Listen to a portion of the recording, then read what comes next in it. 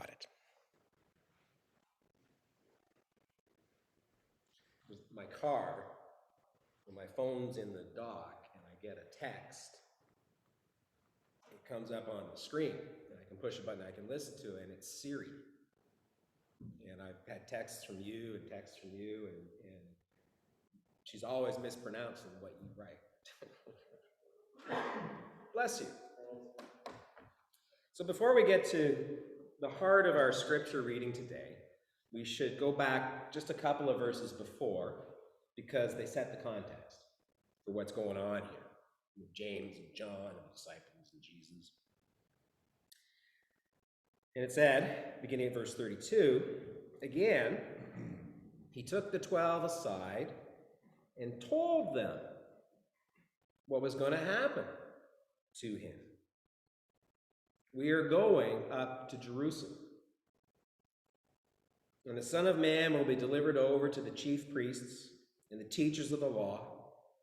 They will condemn me to death, and they'll hand me over to the Gentiles, who will mock me and spit on me and flog me and kill me.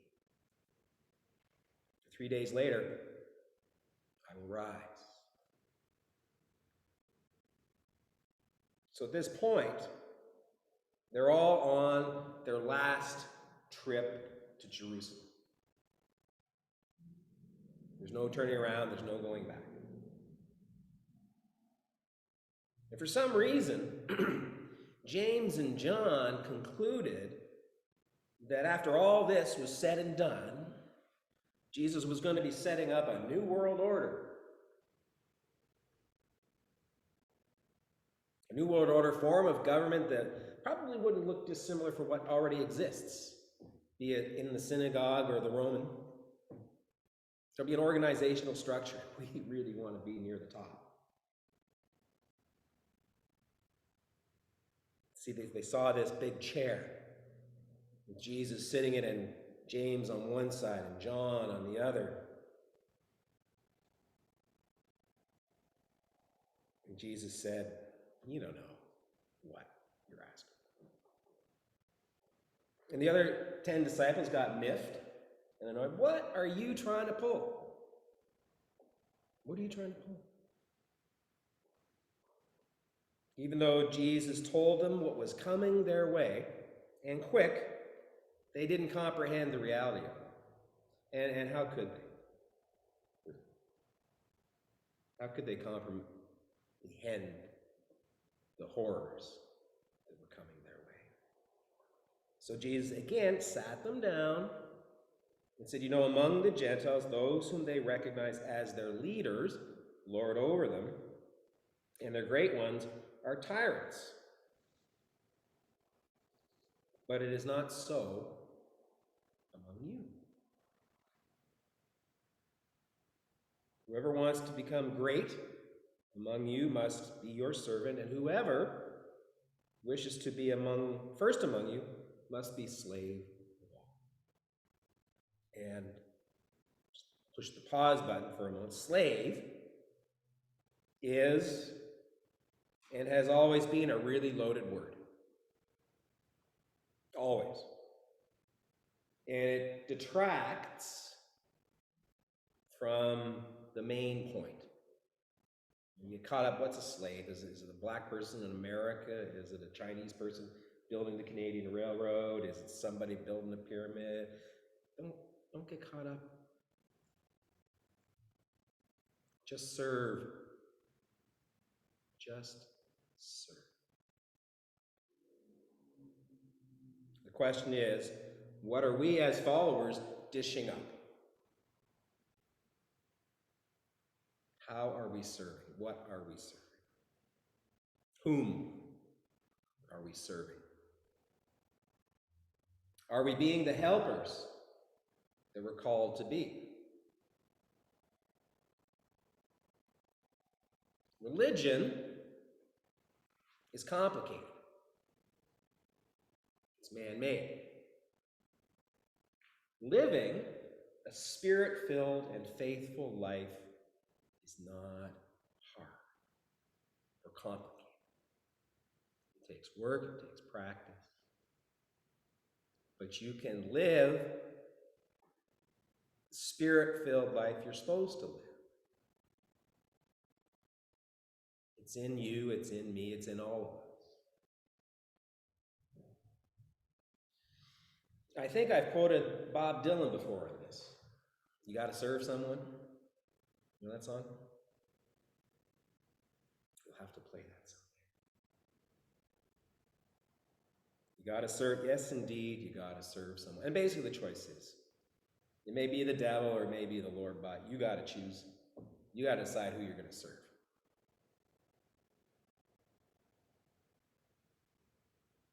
Are we going to serve ourselves? Which is the message of the world.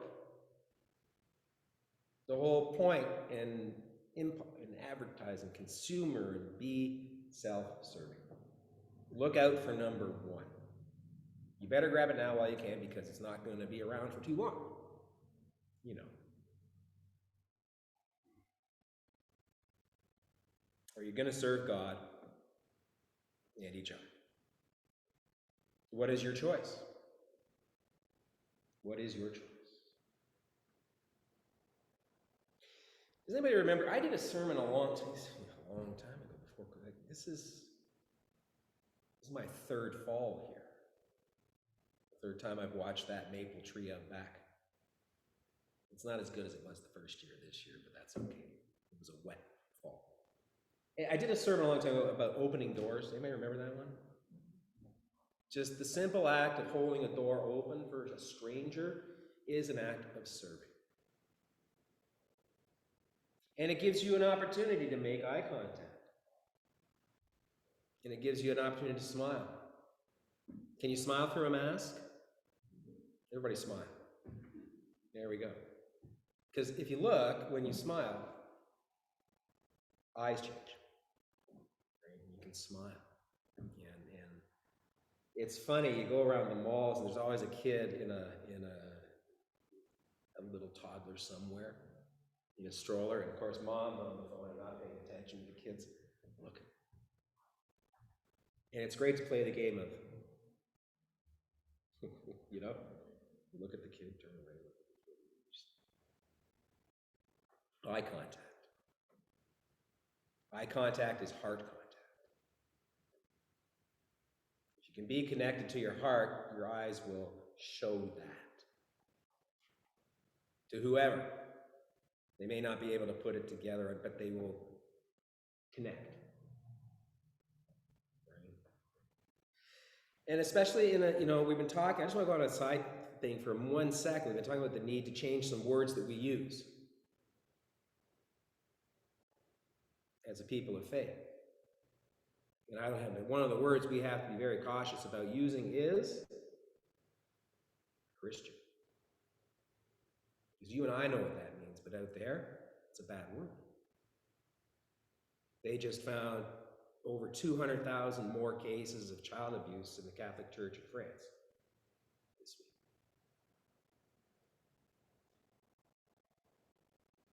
The majority of people want spirit, they don't want what Christianity has become. I'm not denying Jesus, but I need to find a word that I can use when I'm serving someone, and eventually it gets to you serve. How is it you can be so full of joy? How is it you can be so peaceful? How is it you can be so humble? How is it you can be so gracious? Well, I'm a helper. I'm just following the teacher's lead. Then you gotta move into it. Anyway, back here on earth, start with thanksgiving. Have you said thanks today? Because when you say thank you and you're really sincere and you start there, that is a green light for God. An open and thankful heart shows God you're open for business. And when you do that, opportunities for serving will come your way. don't have to go looking for it. I mean, you can.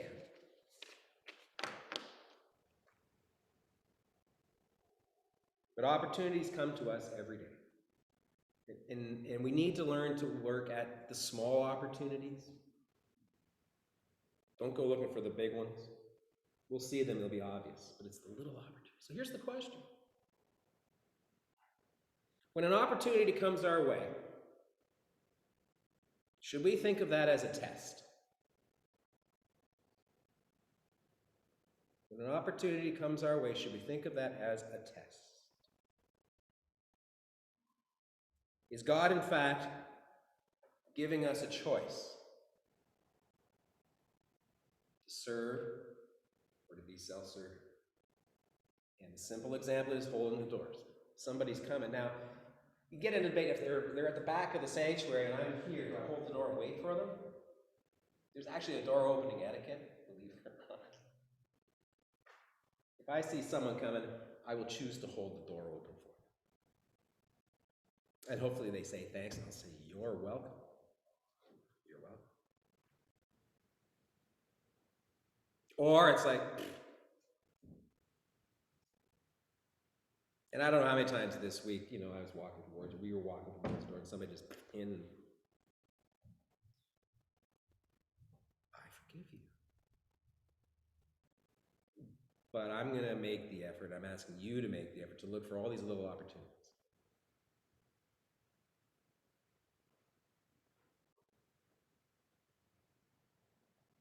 If you decide to serve God by serving others, one small opportunity at a time, you will be lifted up. You will be empowered. You will be a new person filled with the Spirit. Do you want it? Choice is yours. So, I want to just, because there are people of this faith that make a big stink about being religious. And I just want to read you for a sec. This is from the Message, which is the translation. And it's from Matthew 6, verses 1 to 6. Because it brings it all home better than I can. Be especially careful when you are trying to be good, serving, so that you don't make a performance out of it. It might be good theater, but the God who made you will not be applauding. When you do something for someone else, don't call attention to yourself. You've seen them in action, I'm sure. The play actors, I call them, treating a prayer meeting in a street corner like a stage. Acting compassionate as long as somebody is watching or listening. They get applause, true, but that's all they get. When you help someone out, don't think about how it looks. Just serve.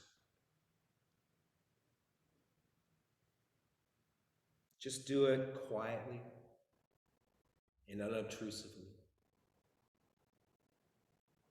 That is the way your God, who conceived you in love, working behind the scenes, helps you out.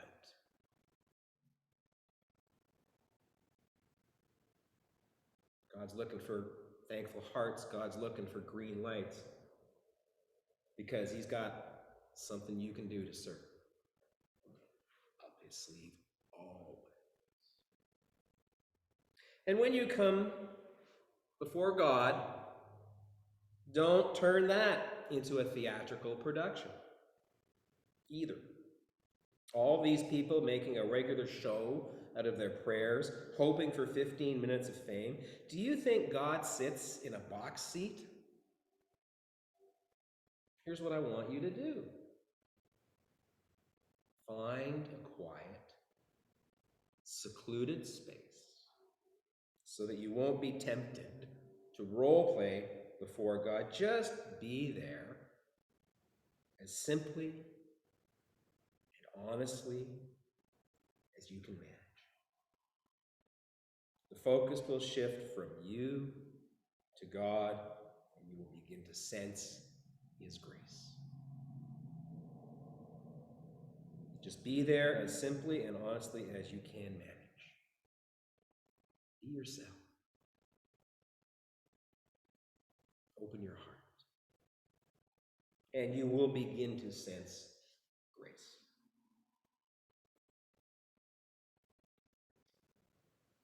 So,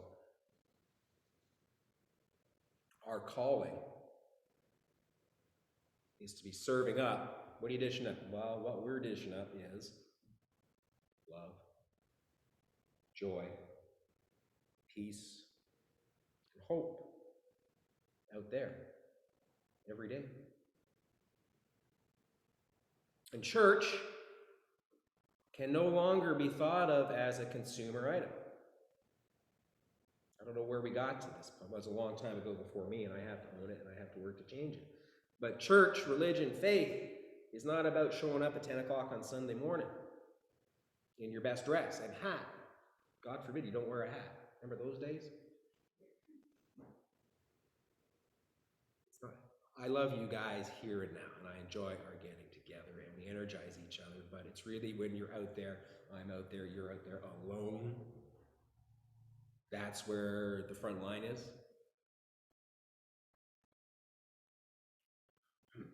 And you have the power to just serve. You'll be given opportunities to just serve.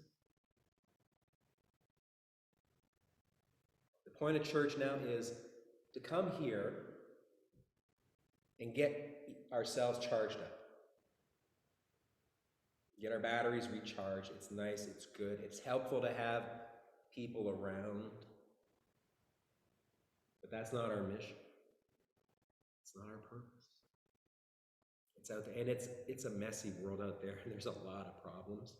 But if we, you and I, in our little daily things, give God the green light and be the light we're supposed to be, we change the world.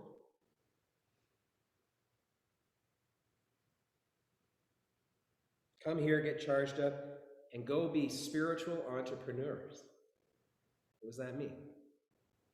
You have a spirit, and your job is to figure out a way to share it.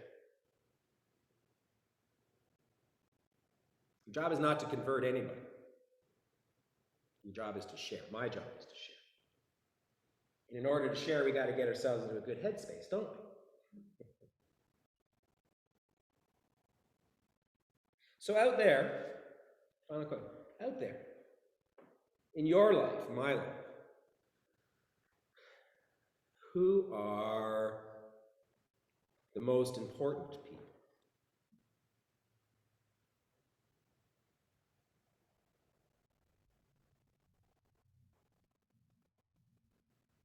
Bueller? No, the least of these, maybe? Strangers. Just keep your eyes peeled for a stranger, someone you don't know. To be nice to hold a door open for, to smile. To have discernment. That everybody you meet has a need. Everybody you meet has a problem you know nothing about. You don't have to fix their problem, but you can at least, at the very least, you say a prayer for them. You don't have to say a word. You don't have to say it. Just one of the things we learned in Northern Ontario is there's this orange helicopter that every now and then flies by. Do you know what I'm talking about? And you know orange is going by because it sounds like no other helicopter on the face of the earth. And you know when orange goes by, somebody's having a really bad day. There's an opportunity to serve. There's an opportunity to say a prayer for whoever it is on that helicopter or who's going to be on that helicopter.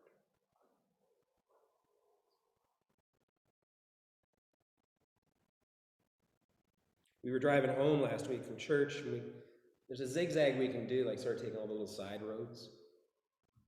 And we're If you go up Walker's Line past Indian Wells Golf Course, I think that's got to change name.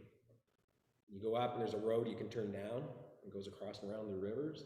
It's really pretty, and there was a car stop there. His flash was on, not off to the side, right in the middle of the road. And there was a guy standing on the right-hand side, left-hand side of the road, and he saw us coming, and he turned, and you could tell he was grieving heavily. And Lisa said, "Should we stop?" I said, "No, he waved us on. We can send a prayer." You're well cared for. You can afford to share a prayer and live spirit-filled lives. Is that enough? Let us pray.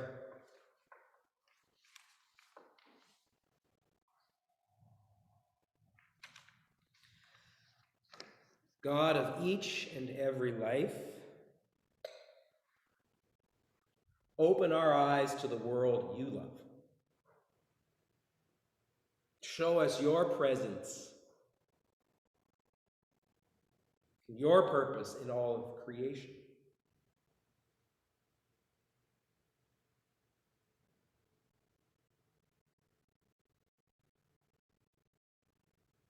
Make us better servants, seeing the needs you put in front of us, seeing the test, the opportunity. Open all our eyes on the world to show us struggle and conflict, and know that it isn't just over there on the other side of the ocean. Show us the conflict that is near. Show us the places where by a simple prayer we can bring a little bit of peace.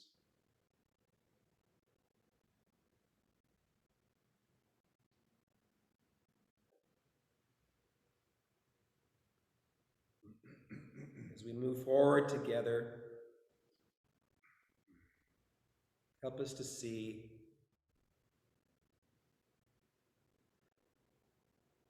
your path.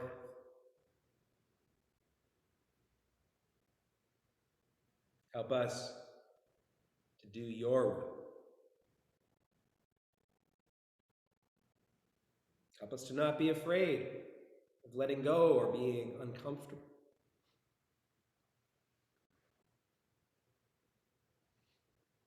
Help us to be the ones you created each of us to be.